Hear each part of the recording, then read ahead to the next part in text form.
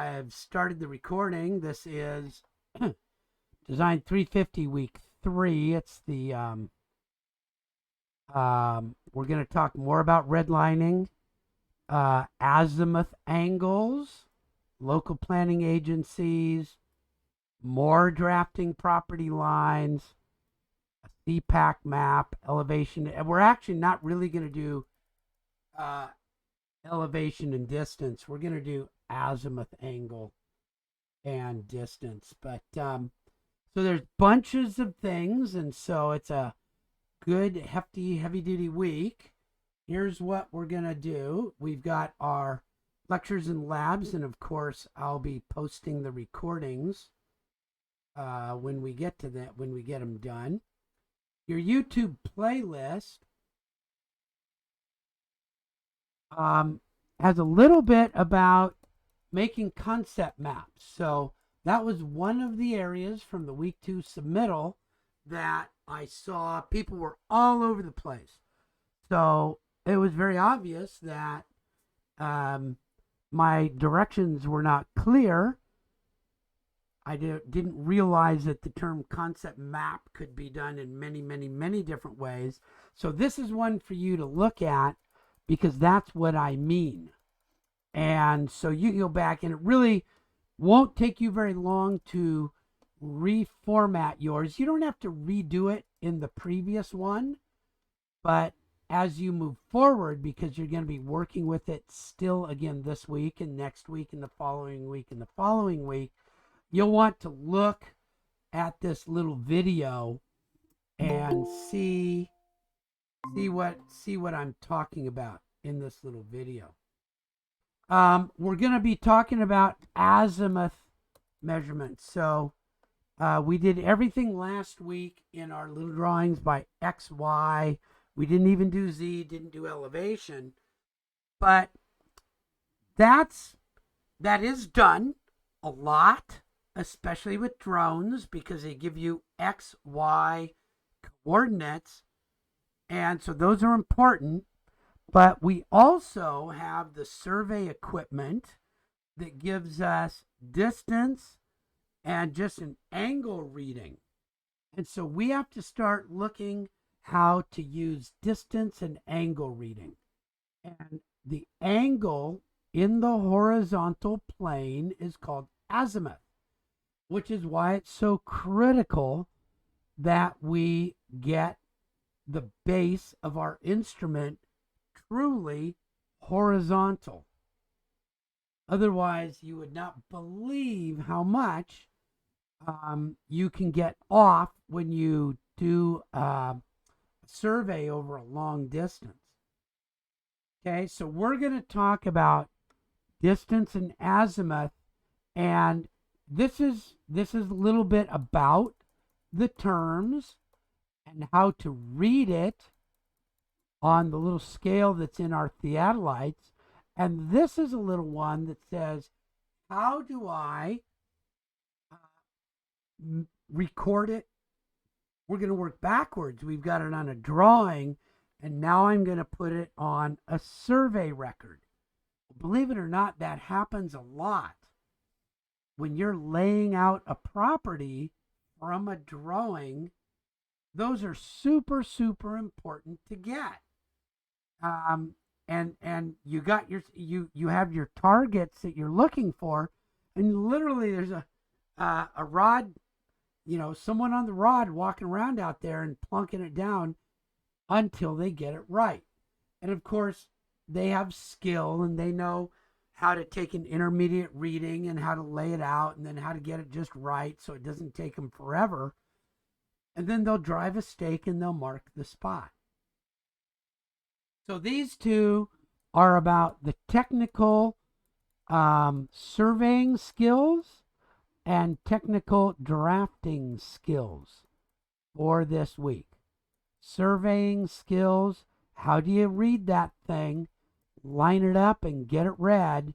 And I've got some videos for you guys and a thing, but I'm not going to post it until tomorrow morning for lab.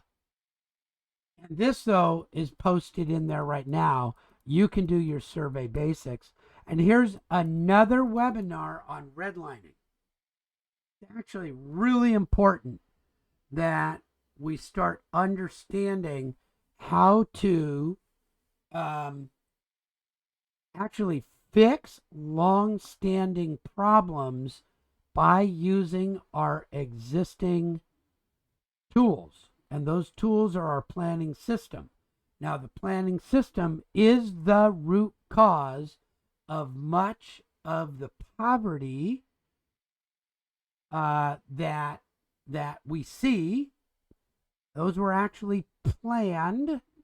And unfortunately, as you've seen and you will see, they were planned along racial lines. And I think we can all know that that is that's the wrong way to do our planning. And so we need to somehow get our planning to fix those problems, not just to understand that they were there and go, oh, okay, but they're done now. No, we actually, the AFFH, affirmatively furthering fair housing, is part of, hand in hand with the ADA and hand in hand with the Civil Rights Act. It says, no, you actually have to fix the problem. And there are tools to fix the problem. We don't have to fix everybody's problem, but when we do a development project, even if it's just a remodel, it is up to us to go over some of these things. So this is more background on it, and you'll see some more interesting work in it. So that's what's in there right now. Now, you're going to see that there's a reading list. I'm going to make a suggestion. I think I put up here in the announcements. Here's the one about concept maps. Okay. Here's one about how to set up the video tutorials. So that one is a summary. In 6 minutes, you can see everything. Now, that's all well and good. We had the group that was actually able to come onto campus on Friday, and I asked the people that had been through it on Monday to show and teach the other two how to do it. And of course, they found out that, oh, I forgot that. Oh, I forgot. Oh, I forgot that. And so going over it over and over and over again really helps. And so it wouldn't hurt to go over it again and again and again. And it's a 6-minute video. Okay. It's very professional. It's really well done. This one's really important. So this is about, that's probably most of us when we're reading PMPs and fair housing laws and SWPPPs and zoning laws and all that kind of stuff. But this is the world of design and planning and permits. So, if that's you, don't feel bad. I'm that way too. But there are things that you can do. There are specific, and I took this class when I was in college. Okay, back then they called it speed reading.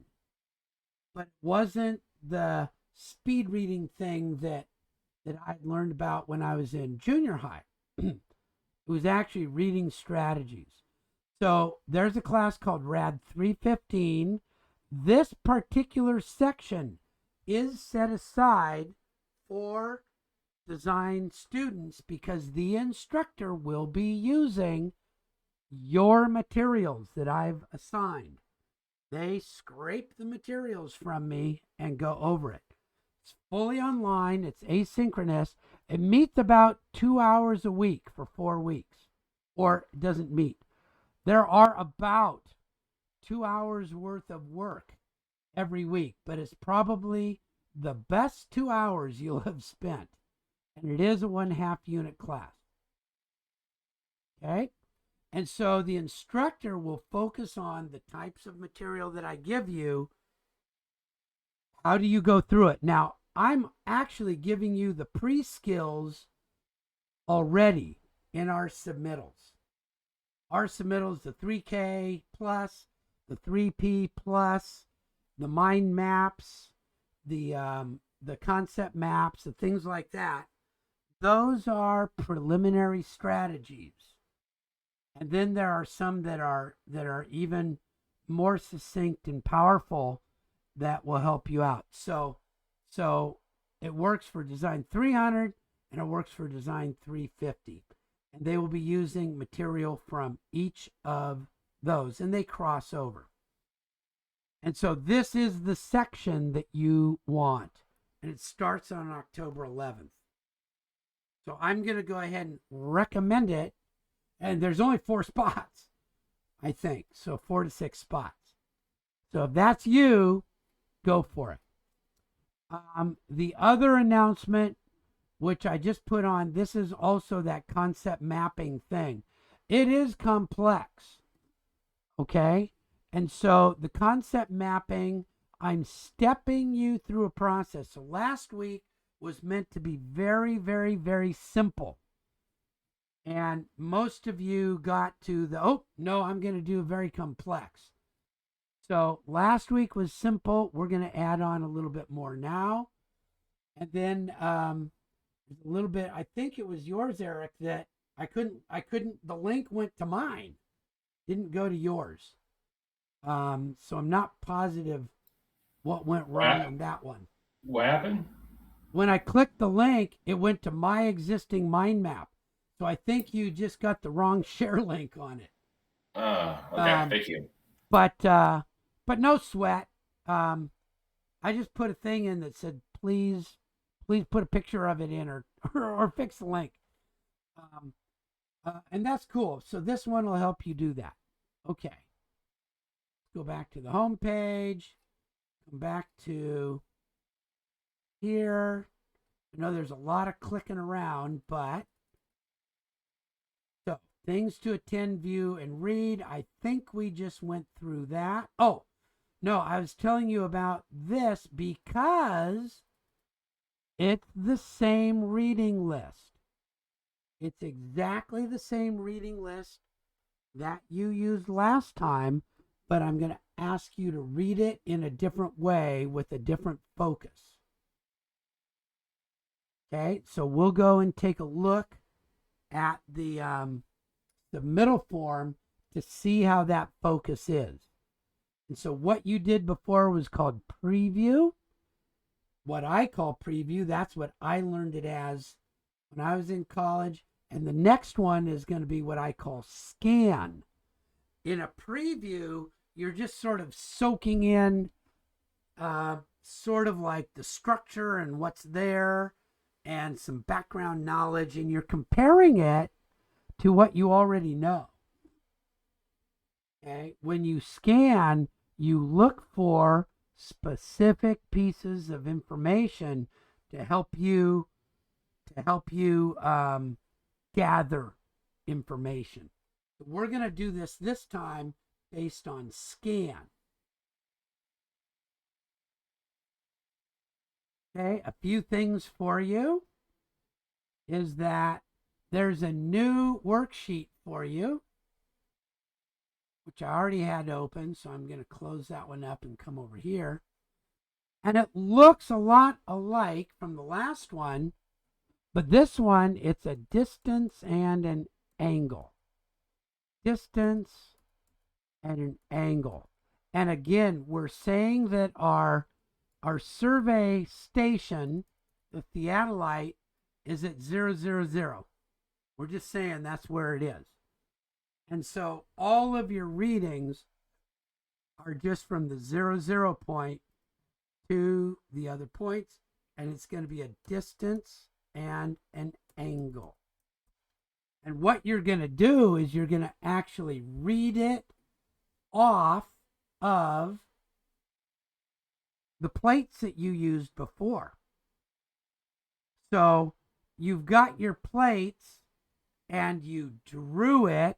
So now you'll open the AutoCAD file that this got drawn and work backwards to get to the distance and the angle. And I'm pretty sure I put one of those in here. Here it is right here. So you can see how to do that. I'm going to bring it up really quickly. Okay. So first I'm going to tell you about azimuth angle. So here's our theodolite, and the rod is somewhere, and that's maybe my 0, 0 over there. 0 and 0 angle. So if I measure the distance to the rod, that's my distance. And if I measure the angle that I turn the theodolite until I hit the rod, that's called the azimuth angle. Okay, so that's not too bad, right? And so now what we're going to do is we're going to take your existing drawing, and I want to find that point from 0, 0. What is the distance and the azimuth angle? That point. I'll say that one. The distance to 0, 0 and the azimuth angle, and so on and so forth. And so we've already got construction lines drawn, which is really cool. Those we built on XY, but if I just change my units in AutoCAD, it will give me distance and angle. Isn't that cool? So then I can start putting it onto my onto there. So I can take my distance and angle from 0 and put it on there. And now notice I set this for clockwise because that's what our machines do. So from here, it measured from 0 all the way around to here. Came out as 317 something, something, something. Cool. So you're going to make these. Your drawing is done, and you're going to make these, the survey record, from the drawings. Okay? And if there was something wrong with your drawing last week, I don't care. Use your same wrong drawing. I didn't actually grade the drawings. I just saw that you had something that looked like it could have been made from the data. That's cool. And so you're going to use that exact same drawing, right or wrong, to come back. Okay? So that's kind of cool. So that's your work. So we've gone over when the lecture, the things to attend, read, and view. We went over the playlist, the reading list. It's the same as last week. We went over your samples and work plates and records that you can have. So this one, I think, well, let's just take a look at the things to do now. We have some discussion postings. So this one's what's in a job name. And so I want you to think that it's like, have you ever heard of this type of a person before? An urban designer drafter. This is a job that was posted about 6 weeks ago. Okay, and look, maps, AutoCAD, ArcGIS, graphics, presentations, site plans, corridor plans, exhibits, applications, specs, land planning doc. Oh my gosh, it's almost what this class is. Now they want somebody who's got quite a bit of experience. So probably not you guys right now, but tell you the truth, you a lot of you could do this. You've got excellent design, visualization, drafting, and graphic skills. You're getting a knowledge of Nerman planning. You have some site design. You're going to learn about zoning and technical issues. You are proficient at these. So here's what I want you to do. I want you to just think about the skills and figure out which ones are part of this class, which ones are part of other classes that you might have taken, and which ones are not in your resume yet, and just tell me about it.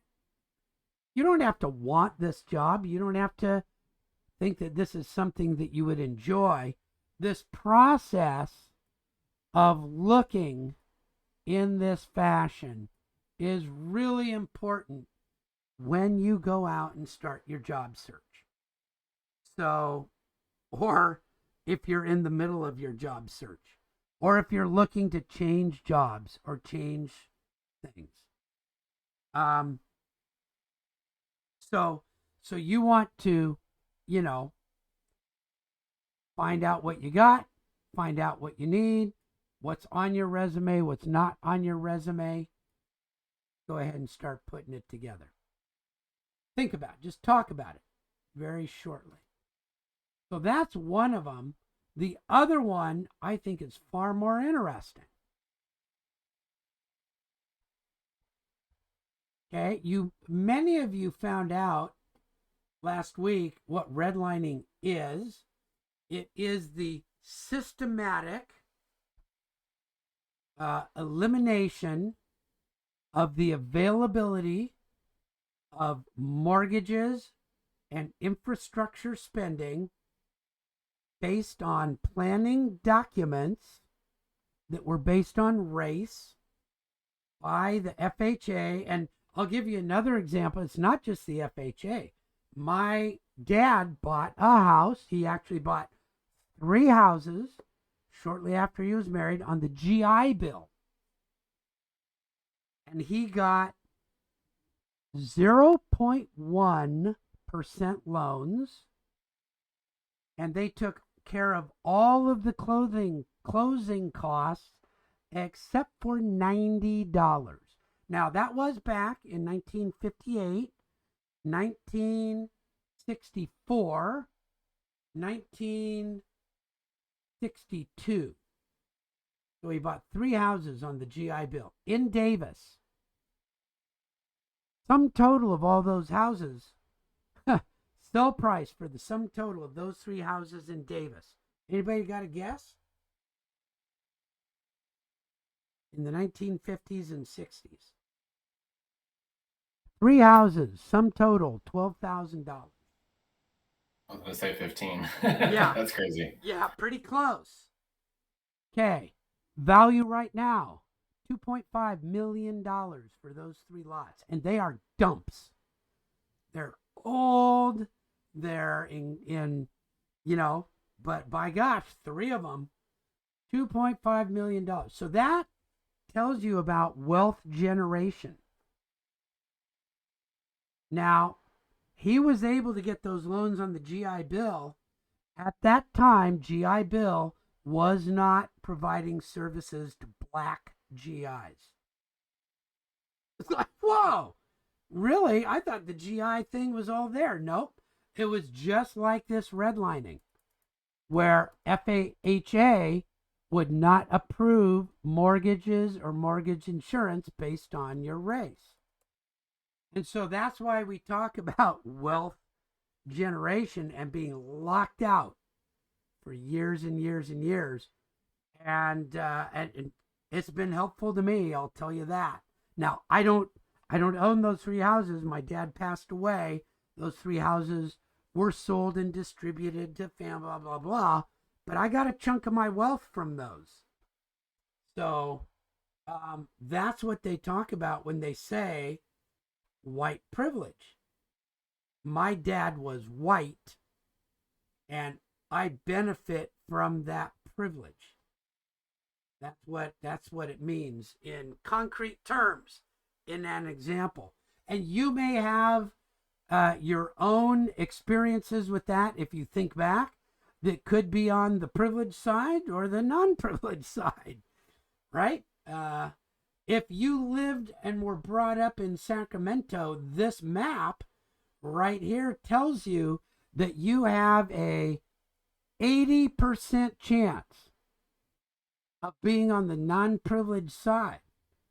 If in the 40s, 50s, 60s, and 70s, your parents lived in one of these, or you lived in one of these yellow or red areas, you weren't accumulating wealth. Like, whoa, really? Are you kidding me? Those were definitely declining and hazardous. And so here's the actual map right here. And I want you to look, and if they say, well, that wasn't racial. Oh, let's see. Foreign born white, Japanese, Chinese, area descriptions. Uh-oh. That area wasn't so cool because there were 2 Negro families, but it wasn't so bad. They were only affecting the adjacent properties. The same thing here. Okay. Realtors aver their presence, but it's only bad for the properties around them because they weren't infiltrating. Here's where the Oriental and Negro residential district. What was red? Oh, do not give loans there. Look at this one. Italians, Mexicans, Negroes are. Look at this. The subversive character of this population is the area's principal hazard. Italians, Mexicans, Negroes, Orientals, subversive hazard. You read this stuff and you go, good grief. It can't be any. This is. These are United States government documents, by the way. Okay, they're there. There's some more foreign, low-class Italians. Oh my gosh. This one had 4 Negro families. Watch out in that area. This one isn't too bad. Because they're in the area next to it. But they're going, oh, okay, watch out. This area next to it might be a little bit of a problem. Here we go. Even more. It's just, wow. Pretty crazy, huh?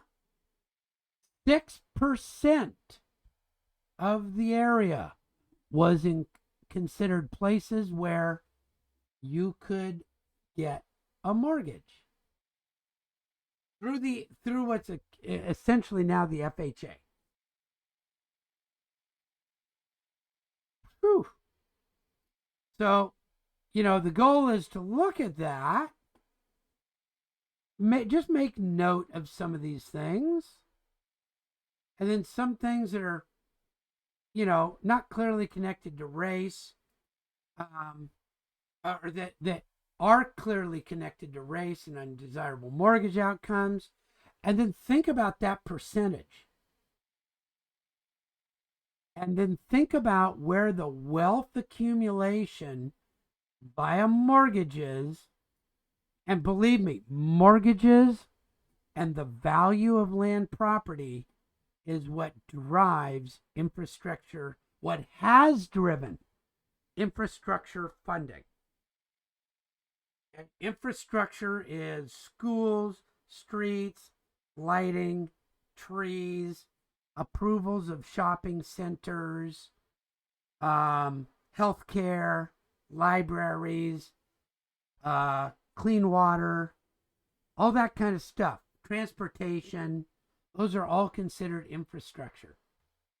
And so you can take and just make a quick little video that says, what do you think? How did redlining affect wealth accumulation? And you don't have to bring all this stuff up. Good. But just say, oh, look at that.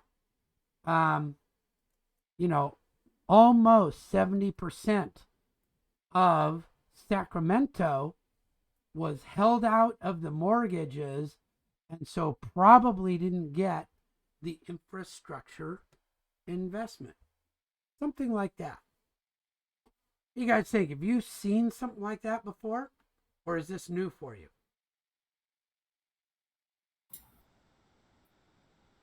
Not to that extent. Yeah, right. Yeah, you kind of hear about it a little bit, huh? And then when you look at this is actual map from Sacramento. And this site is really cool. If you're from somewhere besides Sacramento, I don't think Davis, California, I don't think we have one on here. But you can go look at some other ones. I grew up in Elk Grove. I don't know that there would be one there either. No, so Elk Grove would have been, at the time this map was made, would have been So like old, right yeah, here. small. Right? But Elk Grove was very interesting. As it was being developed, I believe Elk Grove got redlined as from the FHA and the GI Bill.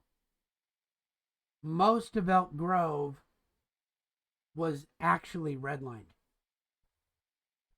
Big parts of it as they went out there. And that's where the infrastructure went, right? It's where the shopping centers were and this were and that were. And it's real interesting that the Army Corps of Engineers, when they decided to put in 80, which kind of goes right down here, right? It's pretty much where 80 goes. It was supposed to come around this bend and come over here. Supposed to come around the bend and come right through here. And do you think a stink got made about that? Who could they take the property from? This red area, this red area, this yellow area. It got rerouted at a tremendous cost. So that's kind of interesting that was because that group was right there. They rerouted 80 and 50 and the interchange. And they even rerouted I-5, right? But why did I-5 come up through here? Right? Look look where they could just tear it apart. So very, very interesting when you look at some of this stuff. Okay, so that's a little bit that'll help you on that. I want you to again do this, and please keep your data. We are going to use the data on here. This time I want you to get 100% of the lawn mowed, 6 animals fed, and I guarantee you'll be up to 6 visitors by then. But be keeping your data. This should take you, my guess is, I can do 100% of the lawn in about 5 minutes, and then I can go feed the animals and download the data. So that should be about 5 minutes of work. Here's what to do here. There's a little Welcome, video mates. on it. In this video, So that'll show you how to do it, and so show you how to do that. So the next one is draw a CPAC map. And what you have to do is go to, now I have to remember where to go. I think we have to go into here and go to There it is, meetings and CPAC. And then you get to this page. So everybody got that? I'm going to do that one again. The link sends you to Sacramento County. And we talked about what a CPAC was, right? And so these are the groups that feed into the Sacramento County that feeds into SACOG. So this is where the action gets done in the county, not the city, in the county. And so it's really good to know about this because there's a lot of Sacramento that is considered to be county. And so this is good reading, and you're going to really just, you're not going to read the whole thing. You're going to do what we call scan. Okay, and you're going to look at you're going to first preview and look at these headings. Okay, and then you're going to come down and you're going to make a map. And here are the boundary maps. There it is, right there. And you've done this before, but you're going to trace that map. So trace the outline. Probably show the big main highways. And then kind of, they don't have to be exact. Make sure that you've got each one of these identified either with a piece of text or in a thing like this. I'm not asking you to say who's the supervisor for each district. I just want the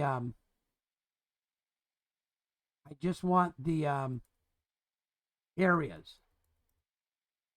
So if we come up here, where's Arden Arcade, which is where the college is. So there's Arden Arcade. We're kind of in number 2. So I think, let's see, are we in number 2? Auburn, Madison, San Juan. Yeah, we're right in here.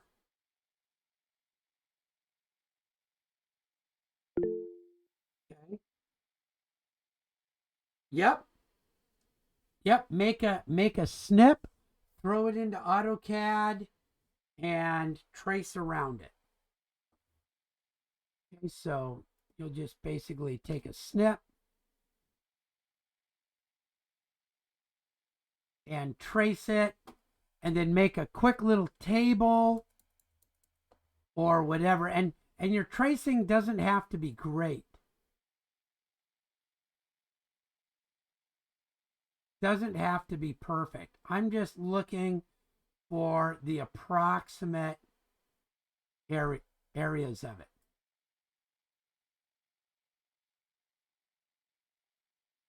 Something like that is plenty good.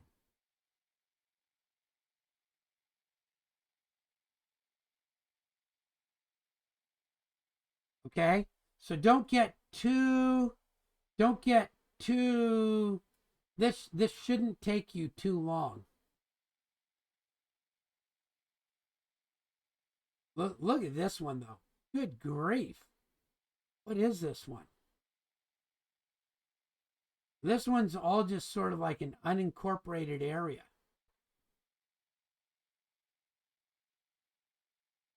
So they don't even have a neighborhood area.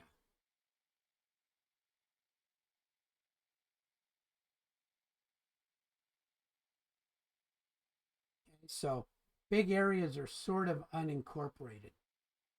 And you can do this all with kind of chunky, clunky, straight lines.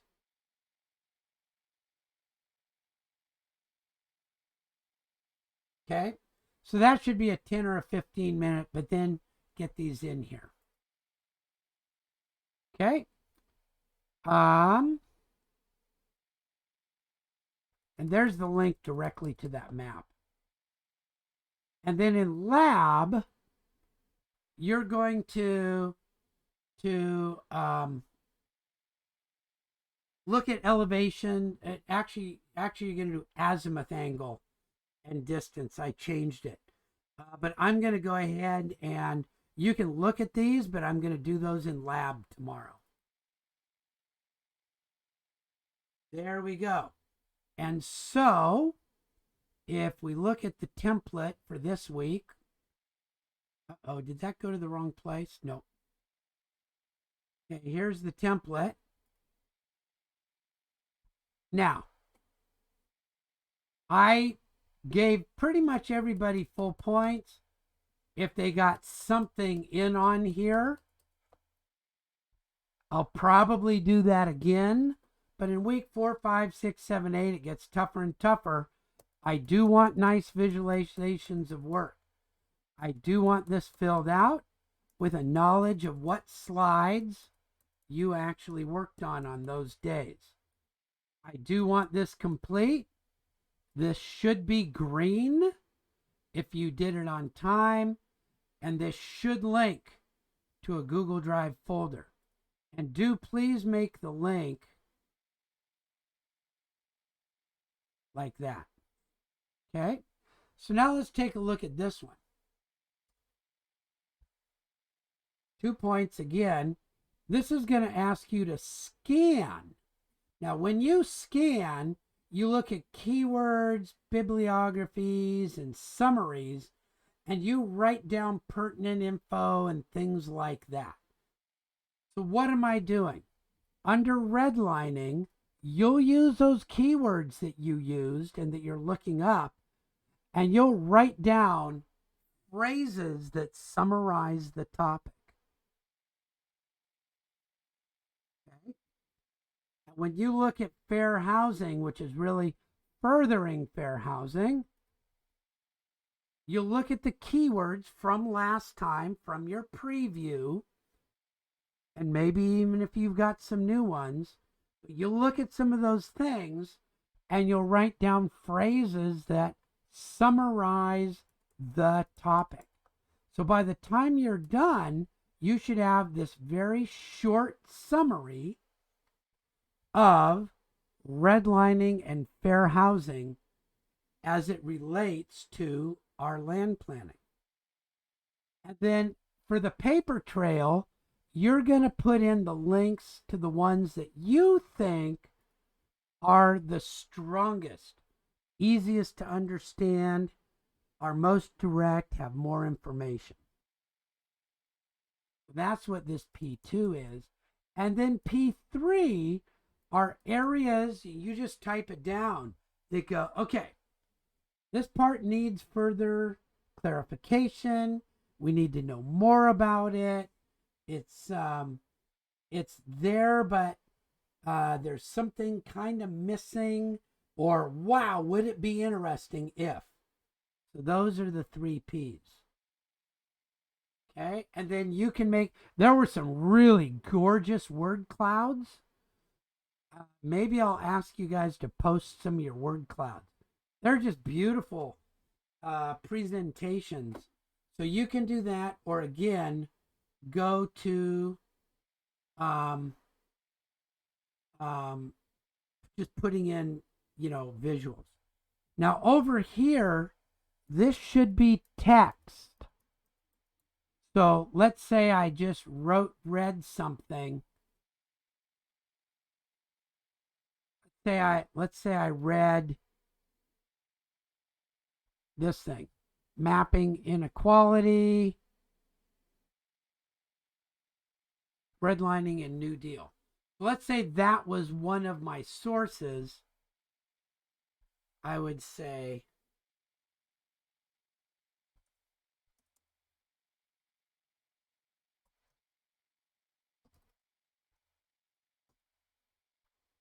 and I would put the link right here. Okay, does that make sense?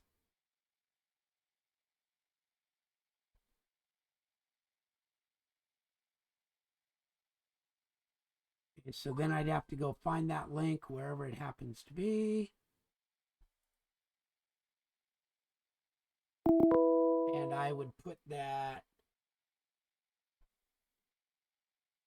there.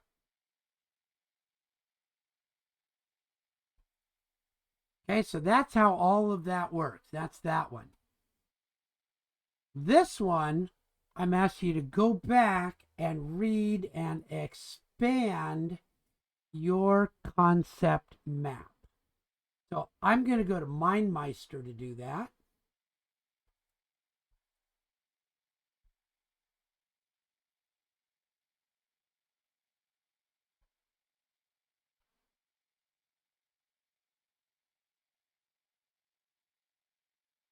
So this is my project map. That's all that was supposed to be on it. The topic and the keyword subjects. So now I need to do a little bit more about this. So under description of land planning, I might put, history. I might put processes, and I might put results. Those might be the three subtopics that I've been looking at. And that's my expand. I haven't done much more yet. That's my expand. And under stakeholders, I'd put down things like um, um,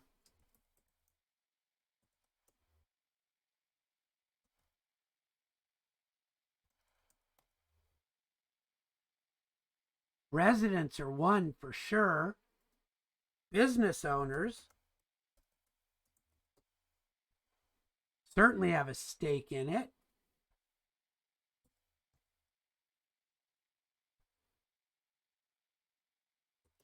Government officials have a stake in it. Lenders have a stake in it for sure. So you would just think about those things and say, okay. So you see, you're I'm not doing any details yet.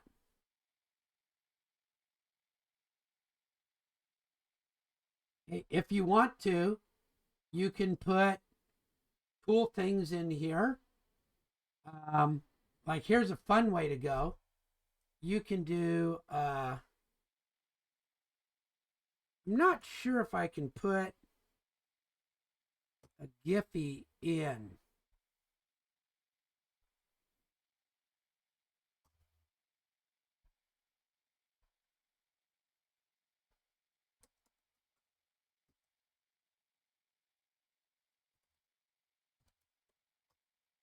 This is a fun place. Let's see.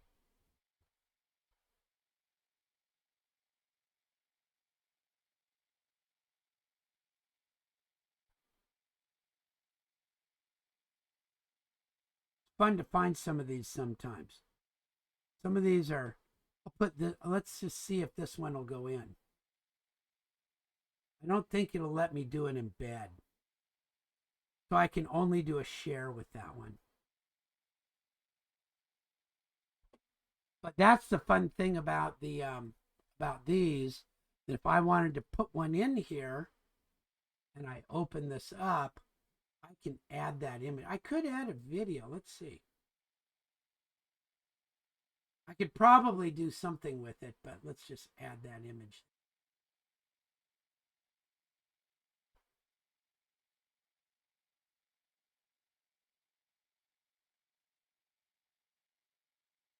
I guess I'd have to find one off of here to be able to get it. Let me see if I can do that by URL.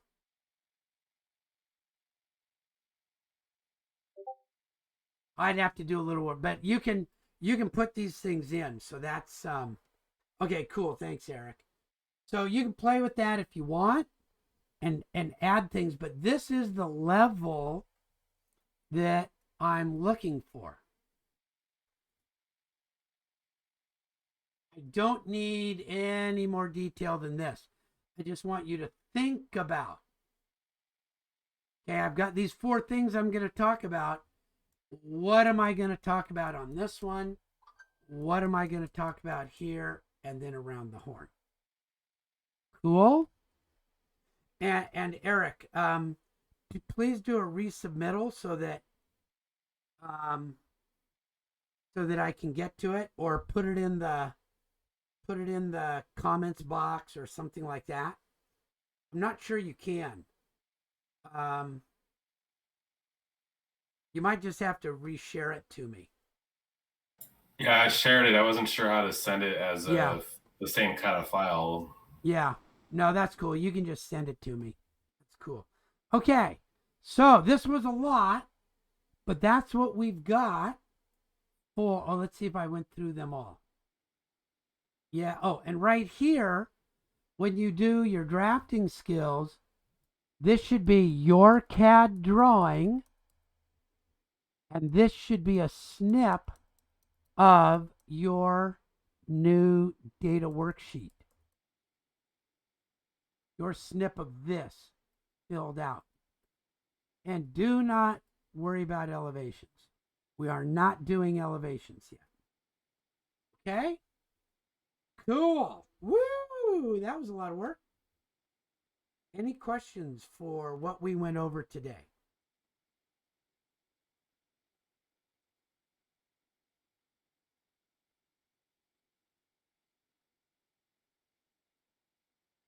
I'm good, thank you. Okay, then I'm going to go ahead and turn off the recording.